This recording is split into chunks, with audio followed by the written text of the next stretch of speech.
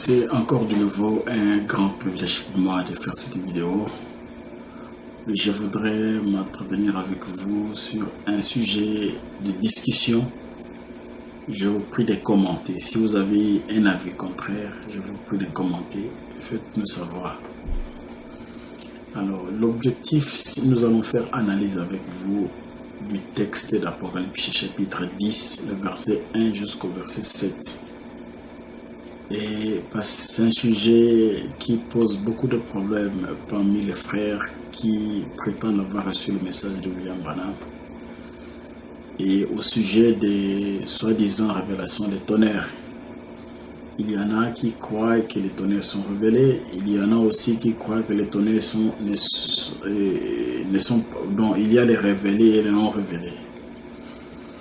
Et quand vous posez la question, parmi ceux qui disent que les tonnerres sont révélés, si vous croisez 20 personnes et que vous leur demandez chacune de ces 20 personnes individuellement, sans les consulter dans leur ensemble, vous leur posez la question: frère, les tonnerres sont révélés? Il te dit oui. Pose-lui la question suivante: qu'est-ce qu'ils ont dit? Eh bien, parmi les 20 personnes que vous allez croiser, vous aurez 20 réponses totalement différentes. Et là, vous allez réaliser qu'il y en a même quelqu'un dit qu'il s'est révélé, mais il ne sait pas de quoi il parle. Donc, cela crée une confusion dans les frères. Et c'est souvent, chacun va tirer les citations. Parfois, on ne fait pas attention de prendre soi-même sa Bible et de lire ce qui est dedans. Alors, il y a des choses parfois qui sont tellement simples. Dieu n'est pas compliqué. Dieu se révèle dans la simplicité. Il est tellement grand que s'il fallait l'étudier pour le connaître, personne ne saurait connaître Dieu. Dieu, il doit être simple. Tellement qu'il est grand, il doit se révéler dans la simplicité. Vous n'avez pas besoin de beaucoup d'études. C'est seulement un raisonnement. Je vais vous prouver au travers de cet exposé que je vais faire. Pas un raisonnement simple, terre à terre. Je n'ai pas de citations de Branham avec moi ou des choses. Mais j'ai une déclaration que je vais vous prier, que je vais appuyer. Une seule déclaration. Mais je vous prie d'analyser avec moi. Ouvrez votre Bible dans Apocalypse chapitre 10, le verset 1 à 7. Et avant d'aller là-bas, de faire cette analyse, je vous prie de commencer avec Psaume chapitre 33, le verset 4.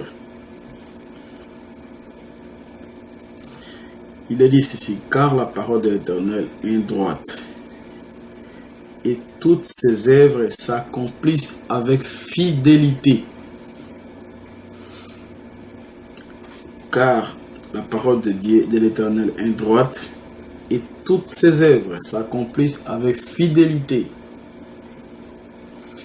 Alors là, que veut dire le mot fidélité? Fidélité, c'est dans les détails. Exemple, je te dis qu'il y aura 20 personnes qui vont venir avant que que le monsieur que j'enverrai vienne. Alors la fidélité, pour voir que je suis fidèle, il faut que la personne à qui j'ai donné l'information puisse compter les 20 personnes. 1, 2, 3, jusqu'à 20. Et après la 20e personne, et la personne qui était destinée à arrive. Là, on dit que cette personne est fidèle. La fidélité de Dieu, c'est dans les détails. L'accomplissement dans le moindre détail, c'est ça la fidélité. Ce n'est pas que quelqu'un donne une prophétie par exemple et que 99% de la prophétie est vraie et le 1% de la prophétie que la personne a donnée est fausse. Ça, ce n'est pas Dieu. La fidélité, c'est que si Dieu dit 10 choses, il faut que les 10 choses s'accomplissent à la lettre.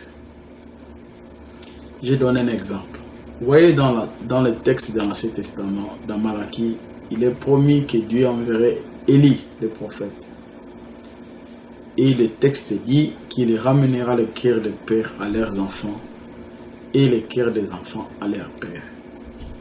Et si vous prenez ce verset, là où on parle de ramener les cœurs des pères à leurs enfants et les cœurs des enfants à leurs pères, vous parcourez l'accomplissement de ces détails dans le Nouveau Testament.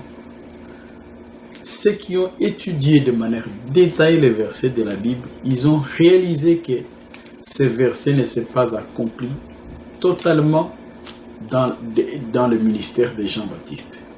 Parce que l'ange avait dit dans Luc 1,17 que Jean-Baptiste marchera devant Dieu avec l'esprit et la puissance d'Élie pour ramener les cœurs des pères aux enfants. Mais la suite, l'ange n'a pas dit ça. Alors la fidélité de Dieu, c'est d'accomplir dans les détails. Ça, c'est le mot capital que je vous prie de faire analyse avec moi. Si vous croyez que les tonnerres sont révélés ou ne sont pas révélés, faites cet exercice avec moi. Retenez ceci, je prends encore la lecture. Toutes les œuvres, toutes ces œuvres, car la parole de l'Éternel est droite, et toutes ces œuvres s'accomplissent avec fidélité. Ça veut dire dans le moindre détail. Alors, allez, analysons dans Apocalypse chapitre 10. Si vous croyez que les tonnerres sont révélés, je vous prie de faire la même exercice avec moi. Apocalypse chapitre 10, le verset 1 à 7. On lit seulement. Et nous allons voir comment ces choses se sont accomplies. J'ai vu un autre ange puissant qui descendait du ciel. Regarde, imaginez-vous la scène. Un autre ange puissant qui descendait du ciel, enveloppé d'une nuée. Au-dessus de sa tête était un arc-en-ciel. Et son visage était comme le soleil.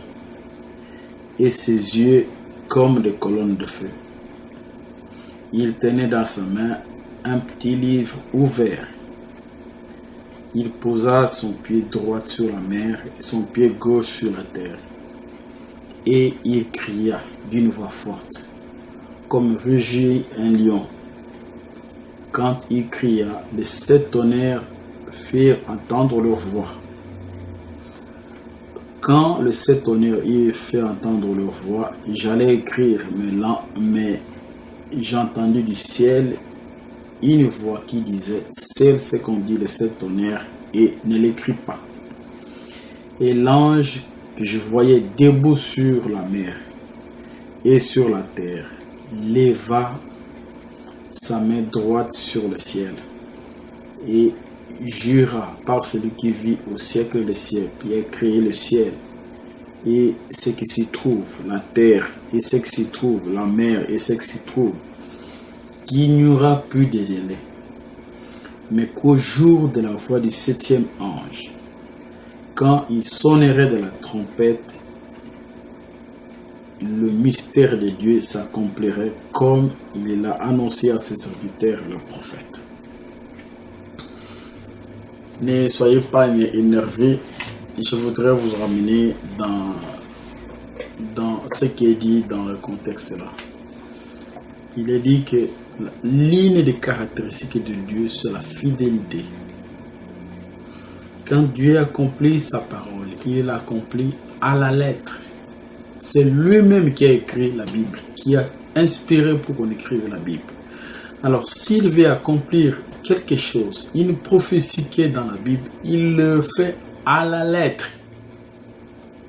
Il ne va pas le faire à peu près. Voici d'abord l'analyse de ce texte. L'imagination simple. On a dit, j'ai vu un autre ange puissant. Représentez-vous ces détails. Qui descendait du ciel. Un ange. On n'a pas dit 7 anges. J'ai vu un ange qui descendait du ciel. Un ange, c'est un ange puissant qui descendait du ciel. Voici comment étaient les descriptions de cet ange. On dit qu'il était enveloppé d'une nuée. Donc vous vous représentez qu'il y a une personne, un ange qui descend. Il est enveloppé d'une nuée. Et sur sa tête comme ça, vous avez un arc-en-ciel. Et on ne va pas entrer dans le symbole. On voit seulement l'image. Vous avez l'arc-en-ciel. Le visage, on dit que le visage était comme le soleil. Et ses pieds comme des colonnes de feu. Vous voyez les détails. Un autre détail, il tenait dans sa main un petit livre. Le livre était comment? Ouvert. Et il posa son pied droit sur la mer. Sur la mer et l'autre pied sur la terre. C'est-à-dire que pendant que Jean est en train de voir un ange qui descend, cet ange descend du ciel, il le voit jusqu'au niveau de la terre. Donc il est en vision, il est en train de voir. J'ai vu un autre ange descendant. Pendant qu'il le voyait, avant qu'il n'arrive au niveau de la terre, il a vu que cet ange était enveloppé d'une nuée sur sa tête. Un arc-en-ciel, il avait un petit livre ouvert et il posa, ça c'est au niveau de, quand l'ange arrive au niveau de la terre, il pose ses mains et son pied droit sur la mer et le pied gauche sur la terre. Imaginez cette description d'abord. Parce qu'il y a des choses, Dieu n'accomplit pas sa parole avec approximation. On descend. Jusque-là, il n'y a pas à interpréter. Et les pieds, donc un pied sur la terre, un autre pied sur la mer. Les livres ouverts. Et il rugit comme un lion. Donc, il fait un cri. Et quand il s'écrie, il y a eu 7 tonnerres. Le tonnerre, tout le monde sait que les tonnerres, souvent quand il y a la pluie, vous entendez les voix là, parfois avec éclair. C'est ce qu'on appelle le tonnerre, si vous n'avez jamais vu les tonnerres. Alors, il y a eu 7 voix, les 7 tonnerres qui ont fait entendre le voix. Et Jean dit qu'il allait écrire. Ça veut dire qu'il y avait une explication, ou un événement, ou un détail qui était lié à ce qu'il avait entendu des tonnerres. Et on lui a dit, n'écris pas ce que tu as vu. Et l'ange que Jean avait vu là, qui était descendu du ciel, qui était maintenant sur la terre, un pied sur la mer, un pied sur la terre, quand cet ange a rugi en disant qu'il n'y aura plus de temps ou de délai, on a dit le verset 7, mais qu'au jour de la voix du 7e ange, quand il sonnerait de la trompette, le mystère de Dieu, ce n'est pas les. Ouvrez votre Bible, c'est écrit le singulier. Le mystère de Dieu s'accomplirait comme il a annoncé à ses serviteurs le prophète. Alors, je voudrais poser cette question à tous mes frères et sœurs qui croient le message de William Branham. Le 28 février 1963, quand William Branham était dans la montagne en train de prier Dieu, vous pouvez lire les textes originaux tels qu'ils apparaissent dans le magazine Life et sur Internet. Les gens qui ont parlé de le magazine Life, ce n'est pas un magazine chrétien. Le magazine Science n'est pas aussi un magazine chrétien. C'était des scientifiques, ils ont pris les photos qu'ils ont prises. Ils ont pris cette photo à une altitude d'à peu près 40 km. Au-dessus de la Terre, 40 km, il y avait un nuage de colonnes de forme ambre qui faisait comme monter, descendre, et ça donnait une curiosité. Et les gens ont pris des photos de plusieurs endroits. parce que quand vous regardez, il y en a qui ont pris la partie d'Arizona. Si vous lisez sur l'article scientifique original de Life Magazine et Science Magazine, vous allez trouver que cette photo a été prise dans plus de 4 endroits différents pendant que cet événement avait eu lieu au ciel. Et William Branham, les détails qu'il dit ceci, qu'il avait vu 7 anges. Et il y avait celui qui était situé, lui-même il est situé en le comptant de manière, ce n'est pas ce qui m'intéresse, qui avait beaucoup d'importance pour lui et qui lui a dit, le temps de l'ouverture de sceaux est arrivé, retourne à Jefferson. C'est tout ce que l'ange avait dit. Et cet événement naturel était accompagné de détonations. Il y avait aussi des tonnerres naturels. Et quand ce tonnerre naturel s'avait secoué, c'était accompagné d'un tremblement de terre là du côté d'Arizona. Et c'est écrit dans le magazine Life et Science. C'est écrit, les données sont encore sur Internet si tu es intéressé à lire les contenus. Alors, sur base de ces détonations de tonnerre naturel, les frères tentent d'exploiter certaines déclarations de William Branham pour dire que Apocalypse 10, le verset 1 à 7 est accompli. Alors moi, ici, je ne fais pas aller dans les commentaires, frère. On lit d'abord ce qui est ici. Parce que dans la manière d'étudier la Bible, parfois il faut faire une analyse littérale. C'est représenté. Vous avez vu d'abord la chose. Pendant que cet ange, écoute, je prends les détails. Il y avait la nuée. L'ange descendait du ciel enveloppé d'une nuée. Vous voyez le visage, comment était le visage. Le visage était comme de flammes de feu. Le visage était comme le soleil. Si vous suivez le message de William Branham, quand cette photo avait été prise, l'ange du Seigneur avait lui de tourner la photo dans un sens. Et là, il s'est fait voir le visage de Jésus sur cette photo-là. Qui n'est pas que d'autres personnes ont excellé dans le Photoshop pour masquer la photo d'Hoffman. Alors, et comment était le visage? D'après les descriptions de William Branham, il dit que c'était un juge. Hein, le visage qu'il avait vu qui était sur cette photo-là, c'était le visage n'était pas brillait pas comme le soleil. Et la photo a été prise à une latitude, comme je disais, de 40 km au-dessus, 40 miles au-dessus de la terre. Il n'y a pas de pieds sur cette photo. La photo est prise au ciel, au ciel là, avec les nuages, tout ça. La photo est prise au ciel à une altitude élevée. Alors que l'ange, quand cet ange crie, il est sur la terre. Un pied sur la terre, un pied sur la mer. Mais avant ça, on a dit qu'il avait un petit livre ouvert. Le 28 février 1963, le sceau n'était pas révélé ce jour-là. Donc le livre n'était pas ouvert le 28 février. Ici, le livre est déjà ouvert.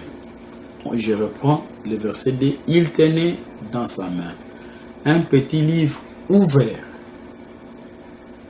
Mais le 28 février, l'ange William Branham avait vu n'avait aucun livre avec lui. Et non seulement ils n'étaient pas un, ils étaient à 7. Et je vous ai dit que l'une des caractéristiques de Dieu, c'est la fidélité. Dieu ne peut pas écrire dans sa parole une scène où s'accomplit avec un seul ange, et pour accomplir la même scène sur terre, il s'amène avec 7 anges.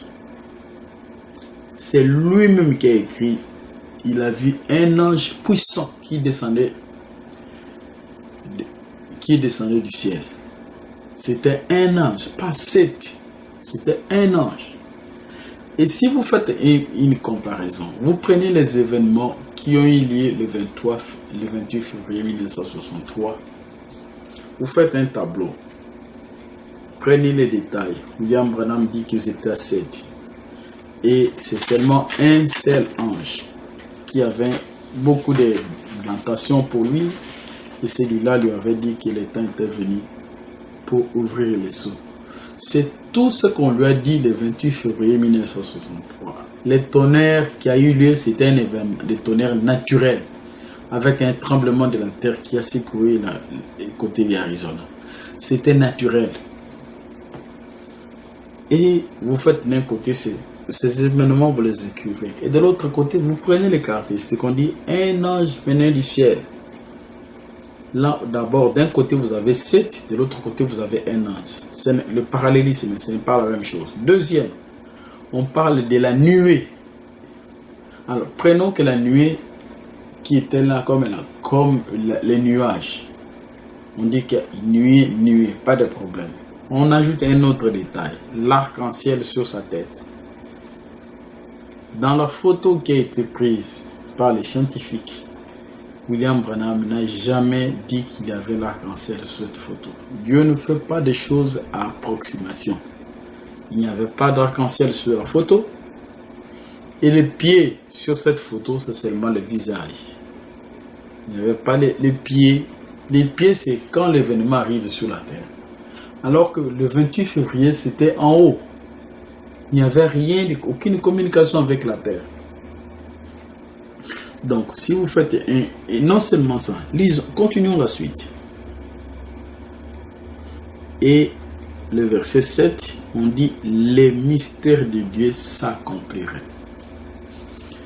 Chers amis, si vous prenez toutes les prédications de William Branham, vous allez vous rendre compte que chaque fois que William Branham lisait ou se référait à Apocalypse 10, le verset 7, il disait de cette manière, mais qu'au jour de la foi du 7e ange, quand il sonnerait de la trompette, les mystères, pluriels, les mystères de Dieu s'accompliraient comme il a annoncé à sa serviteur le prophète. Dans toutes les prédications, quand William Branham se référait à cette écriture de Apocalypse 10, le verset 7, lui utilisait le pluriel, alors que dans la Bible, il est dit singulier, un seul mystère. Et ce n'est pas n'importe quel mystère, ça porte un nom. Le mystère de Dieu s'accomplirait, pas se révélerait, s'accomplirait, ça veut dire il y a fin. Honnêtement, sans aller avec vous dans l'ange qui descend là, cet ange c'est qui, c'est tout ça dans d'autres détails là. Vous ne pouvez pas faire le parallélisme entre les événements qui ont eu lieu le 28 février 1963 sur la montagne Sainte Montagne avec les détails qui sont liés dans Apocalypse chapitre 10 verset 7. Si vous me dites, ah frère, toi tu contredis le prophète, vous voyez que c'est seulement un raisonnement humain. Quand quelqu'un n'est pas dans la vérité, il croit que le fait de dire le prophète là, ça fait peur. Non. La parole de Dieu a autorité sur tout le monde. Que vous soyez prophète, Dieu jugera le monde par ce qu'il a écrit ici. Alors, je vous donne des témoignages dans la vie de William Branham qui vont vous prouver comment Dieu agit avec fidélité. J'ai dans le tablette ici une prédication intitulée Les visions de William Branham. Alors, en temps, je vais vous donner la date si vous voulez vérifier aussi. Les visions de William Branham, c'est ça le titre. Il n'a pas dit ça devant la chaire. Non, ça a été prêché le 30 septembre 1960. Et dans cette version, je crois à la page 10, à partir de la page 8, 9, 10, 11 parfois, je ne vais pas lire, mais vous pouvez lire. Ce que je vous dis là, c'est la vérité. William Branham, Dieu lui a fait voir une vision d'un enfant qui était malade. Il y avait les détails dans cette vision-là. Il y avait une personne qui était assise, peut-être ici. Il y avait un tapis rouge, le canapé rouge. Il y avait les descriptions de tout le monde, de toute la scène qui devait avoir lieu pour que cet enfant soit guéri. Ça, c'est la vision. Pour que vous compreniez que la fidélité de Dieu, à quoi ça consiste. Et quelque temps, juste au moment où il a fini à avoir cette Dieu, lui a fait voir cette vision, quelqu'un est venu toquer à sa porte. Ce monsieur-là s'appelle Monsieur Émile. Et dans cette vision, il y avait le frère, je peux citer quelques noms, le frère Graham Snelling. Frère Graham Snelling se trouvait aussi là-bas. Et chez M. Emile qui est venu, donc M. Emile avait un lien avec frère Graham Snelling. Il a dit à William Branham que s'il pouvait prier pour son enfant. Et William Branham, juste en sortant de la vision, il a commencé à dire à cette personne que non, ça sera comme ça, les détails, tout ça. Il a dit que sinon, quand j'arriverai là-bas, cet enfant sera instantanément guéri. Il est allé là-bas le soir. Et il a prié. Quand il est arrivé là-bas, humainement, il ne savait pas qu'il était dans l'erreur. Il a prié toute la soirée. L'enfant, donc juste après sa prière, l'enfant a encore, la situation de l'enfant a aggravé. Alors que lui avait dit que quand il va prier, ça sera instantanément que l'enfant sera guéri. Et il a eu comme honte. Et finalement, le frère est là, le monsieur Emile. Il a dit, mon frère Branham, vous pouvez rentrer à la maison. Si Dieu ne répond pas, ce n'est pas grave. J'ai fait toujours confiance à toi. Ceci. Il a tenté de persuader William Branham de rentrer à la maison. Et William Branham a dit, non, je vais patienter. Et il a passé toute la nuit dans la famille de M. Emile. Après avoir vu la vision, il a passé toute la nuit chez monsieur. Il a prié pour l'enfant. Fait de toutes ces manières, l'enfant, la situation ne s'empirait. Ne faisait que s'empirer. Et il s'est assis à un moment donné. Il a commencé à réfléchir, à méditer en lui-même. Et il a vu son erreur. Il a dit, oh Dieu, pardonne la stupidité. Ça, je peux vous le lire, cette partie, pour que je vous sachiez que je vous dis. Parce qu'il y en a qui croient que pour qu'on leur lise le message, il faut qu'on leur dise des citations de Branham. Alors j'ai posé ma main sur lui et j'ai dit, Seigneur, pardonne la stupidité de ton serviteur. Voyez, car j'avais parlé, j'avais dévancé ta vision. Maintenant que l'on sache que tu es le Dieu du ciel et de la terre. À peine, et j'ai dit ceci. Bon, ça c'est une suite. Vous avez suivi qui dit qu'il a dévancé la vision. Ça veut dire qu'il y avait des événements qui devaient être là. La grand-mère devait entrer par la porte de derrière et venir s'asseoir au niveau de du canapé. Les détails, comme il avait vu. Tous ces détails-là, il y avait certains détails qui étaient dans la vision, qui étaient présents au moment où il est allé le soir. Mais il y avait d'autres détails qui étaient dans la vision, qui n'étaient pas présents, comme la grand-mère qui devait entrer par la porte de derrière, tous les autres détails, même de frères qu'il avait accompagné, le frère Graham Snelling, lui aussi faisait partie de la vision. Mais arrivé, William Branham a réalisé son erreur. Non, il avait prié avant la vision, avant que les détails de la vision ne s'accomplissent. Je vous pose la question, mes frères et sœurs. Si Dieu, lui qui a fait utiliser William Branham comme prophète dans notre génération, n'avait pas exaucé la prière de William Branham, après lui avoir donné une vision dont certains détails avaient manqué, il a prié pendant toute la nuit. Lisez les témoignages. Il a prié pendant toute la nuit pour l'enfant. La situation ne faisait que s'empirer. Le lendemain matin, très tôt le matin. Les événements, lui-même, si vous lisez, vous allez trouver qu'il était embarrassé.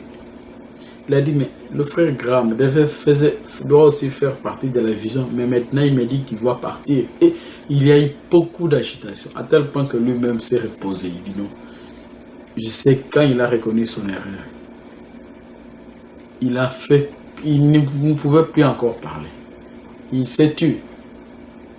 Et le lendemain, le grand-mère qui faisait partie de la vision est venu exactement de la même manière que les détails étaient.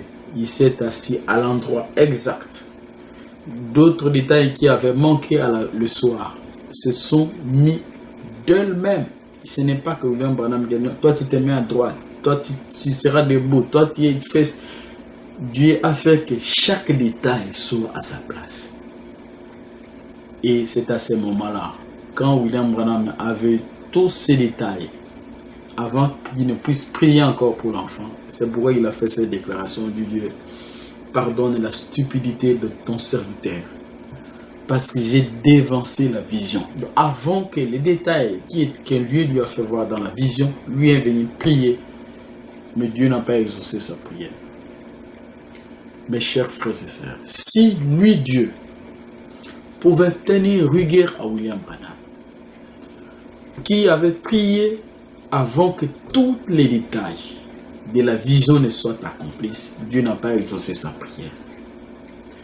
À plus forte raison, les détails qui sont écrits ici dans la Bible, un ange puissant descend avec l'arc-en-ciel, tous les détails, les livres ouverts, tout ceci, un pied droit sur la mer, qui jure, tous ces détails ici.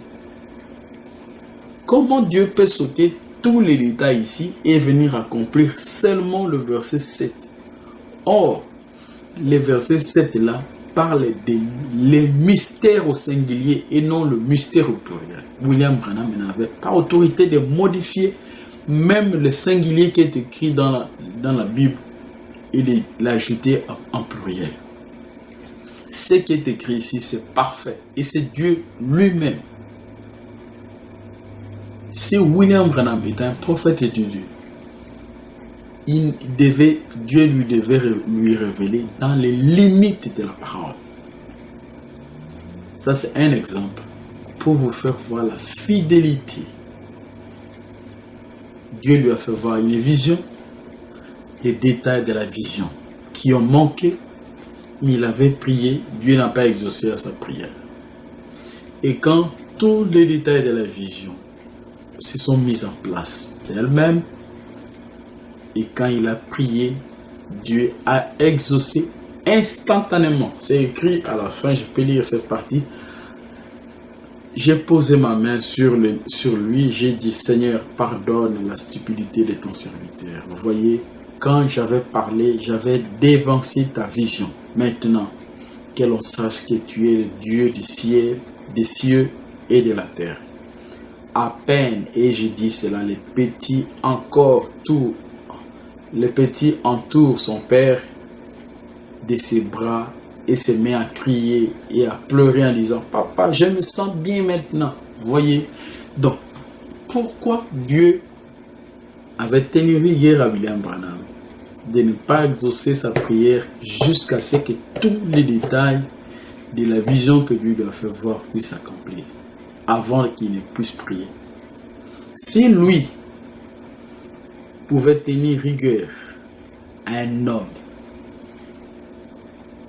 pour avoir dévancé l'accomplissement des détails de la vision pour que Dieu puisse exaucer sa prière, à plus forte raison, Dieu lui-même violerait sa parole en quelque sorte pour accomplir une vision, une parole. Au moment, le 28 février, les livres n'étaient pas encore ouverts. William Branham a commencé à prêcher les sceaux au mois d'avril de l'année prochaine. C'était le 28 février. Il n'y avait rien. Lui-même ne connaissait rien de l'ouverture des sceaux ce jour. Et même quand il prêchait sur le premier sceau, il ne savait rien du deuxième sceau.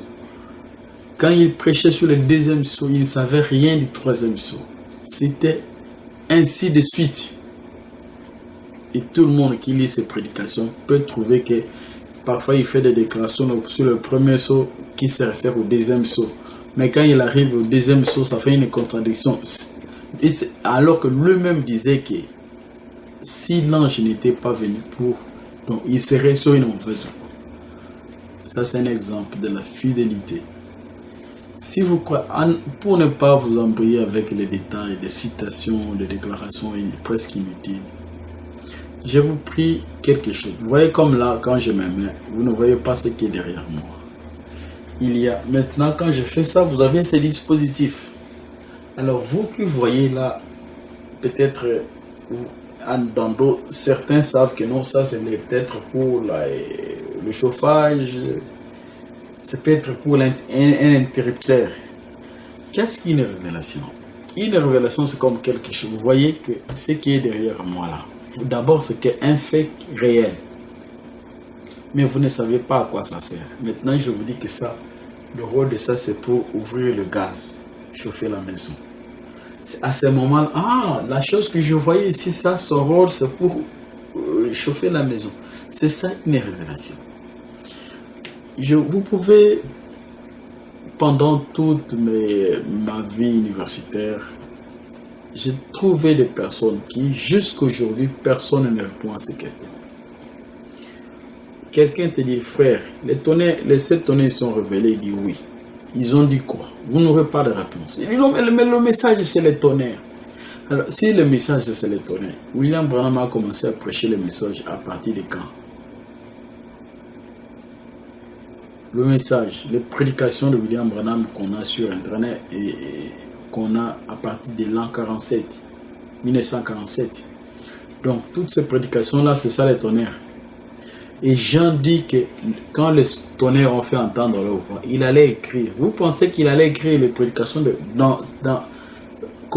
rien qu'une des prédications de William Branham qui durait parfois 6 heures, 5 heures, 4 heures, 2 heures, 2 heures. C'est ce qu'il avait écrit dans cet espace-là, les messages qu'il a écoutés des tonnerres. Vous voyez, c'est seulement de l'imagination. Personne ne répondra à la question, qu'est-ce qu'on dit de ces tonnerres? Si vous voulez savoir qu'on vous a induit en erreur, pose la question à tes conducteurs ou à ceux qui te disent que les tonnerres sont révélés. Ces tonnerres ont dit quoi? Il y en a un qui a écrit sur Internet, il a pris des déclarations de William Branham tirées hors de leur contexte. Et à la fin, il a commencé à faire un raisonnement analogique, une déduction philosophique. En disant quoi? Qu'il est écrit dans le livre intitulé Exposé de 7 sceaux, je crois vers le paragraphe 200, vers la page, je crois 292, quelque chose comme ça. J'avais lu. Il est dit que le messager de Malachie 4 fera 2 choses. Premièrement, révéler le sceau. Non, il révélera le mystère de ces tonnerres d'Apocalypse 10. Et deuxièmement, ramènera les cœurs des enfants à leur peur. Encore toujours, chers frères et sœurs, si vous croyez, toutes les prédications de William Branham sont sur bande magnétique. Personne aujourd'hui ne peut venir te dire les conversations qu'il a eues avec William Branham pour te dire que ces conversations, il peut écrire ça sur les prédications. Non. Les prédications de William Branham sont sur bande magnétique. Je vous prie de prendre les prédications originales. Vous n'allez jamais trouver nulle part, même pas dans une seule prédication, là où William Branham a dit que le messager de Malachie 4 fera 2 choses. Premièrement, révéler le mystère de ces tonnerres et deuxièmement, ramener la foi des enfants à leur père. Vous n'allez jamais, je dis bien, vous pouvez écouter ces prédications même 1000 fois. C'est tout simplement parce que les frères américains ne veulent pas dire aux gens que le frère qui a écrit le livre intitulé Exposé de cet âge, le théologien le frère Levi avait mis ses commentaires dans ce livre et que c'est un livre que William Branham, jusqu'à la fin de sa vie, n'a pas terminé à lire. Et j'ai fait des vidéos dans mes vidéos, vous allez trouver, j'ai donné des preuves comment ce frère a fait écrire ses pensées pour les attribuer à William Branham. Mais si vous voulez faire le même exercice que moi, de manière simple, l'une des caractéristiques de Dieu, c'est la fidélité dans le détail. Ce que Dieu promet, il accomplit dans le moindre détail. Voici que Dieu n'a pas exaucé la prière de William Branham parce que des détails de la vision ont manqué, des détails que Dieu lui a fait voir que ça devait être comme ça, la personne devait être assise sur le tapis, couleur rouge, le canapé, tous ces détails-là, il y en avait certains qui étaient présents et d'autres étaient absents et Dieu n'a pas exaucé sa prière. Comment le même Dieu qui a traité son serviteur de cette manière-là puisse se permettre d'accomplir, entre guillemets, Apocalypse 10, chapitre du verset 1 au verset 7, et il saute tous les détails. Il n'y a aucun, je dis bien, il n'y a aucun détail qui est écrit d'Apocalypse chapitre 1, 10, verset 1 à 7, qui a été accompli le 28 février. Il n'y a aucun détail. Alors, si vous avez un avis contraire, je vous prie de lire votre Bible. Je reprends, un ange descendait du ciel. Donc, la scène que Jean avait vue, ça commence du ciel et ça descend sur la terre. Il avait la nuit enveloppée de nuées. Il y avait l'arc-en-ciel. Le 28 février, il n'y avait pas d'arc-en-ciel. Dieu ne peut pas sauter des éléments des versets, accomplir seulement un. Ça ne peut pas être comme ça. Parce qu'on voit que toutes ces données sont liées à l'ange qui descendait. Le visage était comme le soleil, ses pieds comme des colonnes de feu. Il tenait dans sa main. Les livres étaient déjà ouverts. Le 28 février, les livres n'étaient pas ouverts. Un petit livre ouvert. Il posa son pied droit sur la mer et son pied gauche. La scène qui a eu lieu le 28 février a eu lieu là. C'est dans l'altitude, ce n'est pas sur la terre. C'est dans l'altitude. William Branham a été enlevé de la terre. C'est dans l'altitude que la chaîne, ça n'a pas été sur la mer. Et même sur là où il se trouvait, c'est dans un lieu désertique. En Arizona. C'est dans le désert d'Arizona que William Branham se trouvait. Alors qu'ici on parle le pied droit sur la mer et le pied gauche sur la terre. C'est une scène il commence à avoir cette vision dans des haut en bas.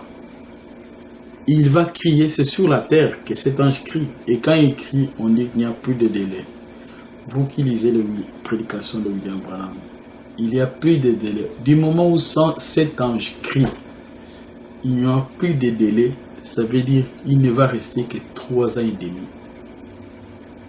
Et on peut balancer tous les détails ici, en comparant rien qu'avec les déclarations de William Branham. De tous les détails qui sont écrits ici. Il a juré. Le 28 février, quel ange qui avait juré? Vous voyez, tout ça, ça prouve même sans aller avec des citations que ce sont des événements faux. Dieu, l'une des caractéristiques de Dieu, c'est la fidélité. Psaume 33, le verset 4, je lis ça pour terminer. Car la parole de l'Éternel est droite. Et toutes ses œuvres s'accomplissent avec fidélité. Toutes les œuvres de l'Éternel s'accomplissent avec fidélité. La fidélité, comme je vous l'ai dit, c'est l'accomplissement dans le moindre détail. Dieu ne peut pas manquer d'accomplir. Apocalypse 10, verset 1. Rien de ces événements. L'ange puissant descend, on dit seulement un ange puissant. C'est que William Branham, c'était 7 anges, il n'avait pas un. Entre 1 et 7, ce n'est pas la même chose. Non seulement le détail, l'ange puissant descendait, on le décrit, la scène, il descend de haut en bas. Il était enveloppé d'une nuée, l'arc-en-ciel, il n'y avait pas d'arc-en-ciel. Le visage était comme le soleil. Vous imaginez un appareil photo filmer le soleil. prendre une photo le soleil, ça n'a pas de sens. Mais le visage qui a été vu dans la photo que Dieu a fait voir, c'est la photo du juge. Le visage. Ne priez pas comme le soleil. Et d'autres détails. Vous pouvez faire une comparaison. Le 28 février et Apocalypse 10, il n'y a pas de parallélisme. Il n'y a pas une comparaison à faire.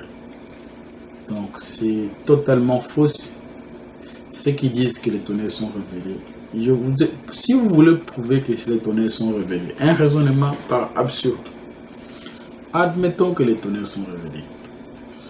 Du moment où l'ange décrit rougit, il ne doit rester que 3 ans et demi de la fin. Alors, l'ange a rugi en 1963, le 28 février.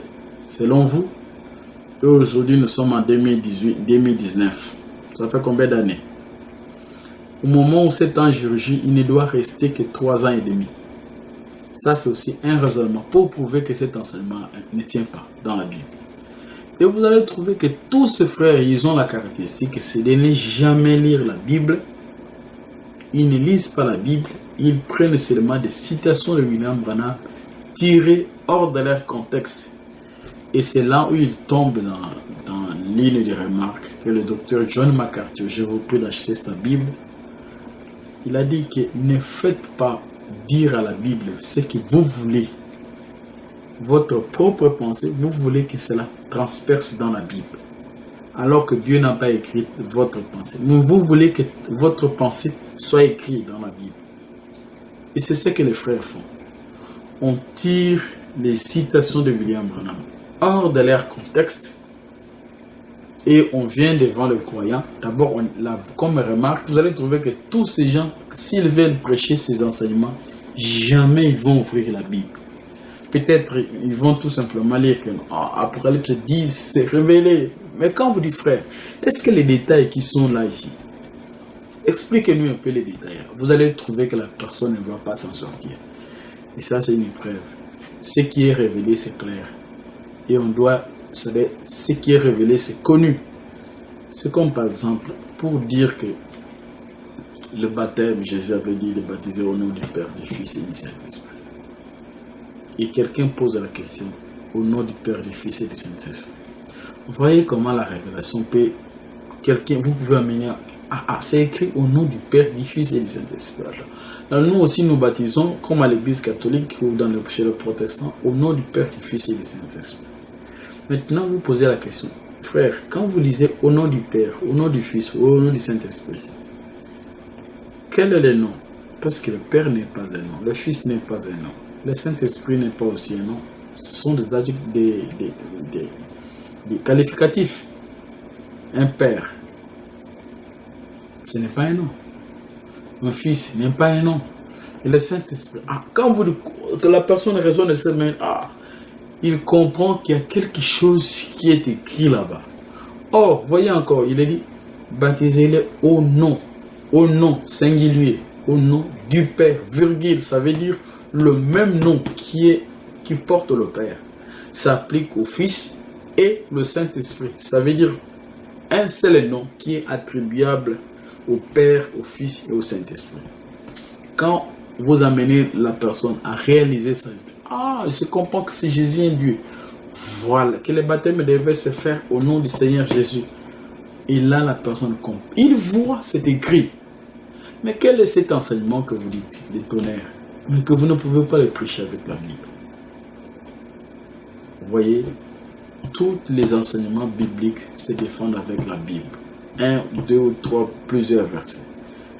Si vous croyez que les tonnerres sont révélés, dites-nous, Apocalypse 10, 1 à 7, est accompli quand?